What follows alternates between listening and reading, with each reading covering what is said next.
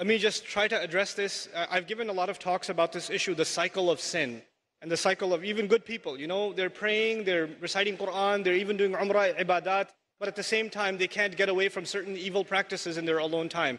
There are two parts of this problem. One of those parts is spiritual, and the other part is psychological. And we have to address both of those parts. Let me start with the psychological only because most of the time when we have these discussions, we don't address the psychological side, we only address the spiritual side. So I'll try to address the psychological side of this a little bit. You have to understand that in psychology, there are triggers. In other words, there are certain situations that make your mind, they release certain chemicals in your brain, and they make you want to do some things in certain settings. They are triggers. So for example, for a young man, I'll give a crude example. A young man is watching an action movie, and he's watching the movie and he sees a beautiful woman.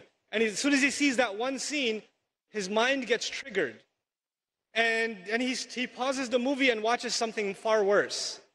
And he gets into the habit of doing that. It wasn't the movie itself, it was just that one thing that triggered it. Or for some people, when they go back into their apartment or in their room, when they're alone by themselves, bad things happen.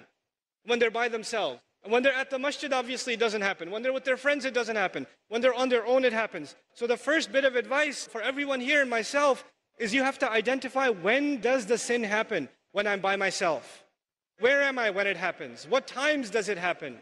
And if you can identify the problem times and the problem places and the problem situations, you have to try to change those situations. If you're a young man and you have a problem with, the kinds of things that are available on the internet, and you're looking at those kinds of things, for example, put your laptop, put your mobile device, put it in the kitchen.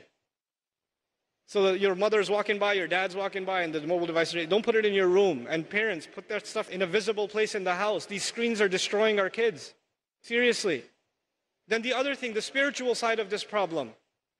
It is normal for a human being to make tawbah to Allah and then go back and do the sin again because we are khatta'un. The Rasul of Allah ﷺ described us not as khati'un, but khatta'un. Kullu bani Adam, khatta'un. And khatta' is a sighatul mubalagha. It's called the hyperbolized state. What that means in simple English is the one who repeats mistakes over and over and over again.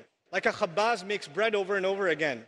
A khatta' makes mistakes over and over again. So that will happen. It's inevitable that some sin will occur over and over again. However, if in the back of your mind, the moment you made tawbah, you are already thinking about 3 weeks from now, I'm going to be doing this again anyway.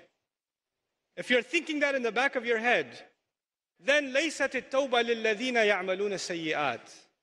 Tawbah is not for people who continually do evil deeds. They've already accepted it. Allah says, وَلَمْ يُصِرُّوا عَلَى مَا فَعَلُوا. They don't insist on what they did. In other words, you have to make a serious, verbalized, conscious commitment. This has to stop. Not that one time you cry and you turn to Allah, I'm so sorry, I can't believe I did this, and you don't do it. You have to figure out a way to get away from this entirely, a serious commitment to yourself. And if you can't do it on your own, seek the help of friends. Seek the help of people you trust. I know it's embarrassing sometimes, but we all need counsel and help sometimes. And when you realize that it's been going on for years and you haven't been able to get out of it, it is time to seek someone else's help.